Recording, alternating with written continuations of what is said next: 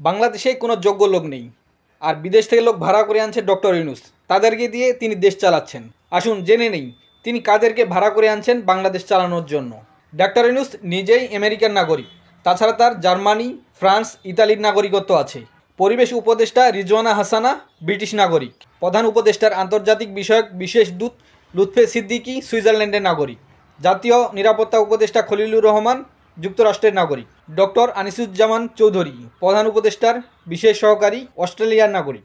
শফিউর রহমান প্রধান উপদেষ্টার বিশেষ সহকারী, সুইজারল্যান্ডের নাগরিক। শেখ মঈনুদ্দিন প্রধান উপদেষ্টার বিশেষ সহকারী, যুক্তরাষ্ট্রের নাগরিক। শেখ মঈনুদ্দিন প্রধান উপদেষ্টার বিশেষ সহকারী, যুক্তরাষ্ট্রের নাগরিক। ফয়েজ আহমদ তৈয়ব প্রধান উপদেষ্টার বিশেষ সহকারী, নেদারল্যান্ডের নাগরিক। আশিক চৌধুরী বিডার চেয়ারম্যান, যুক্তরাজ্যের নাগরিক। ডক্টর আলী রিয়াজ সংবিধান সংস্কার কমিশনের প্রধান, যুক্তরাষ্ট্রের নাগরিক।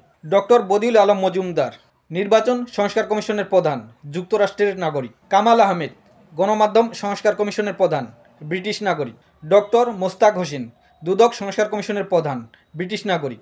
লামিয়া মোর্শেদ সচিব পদমর্যাদায়, তারা সপরিবারে কানাডার নাগরিক।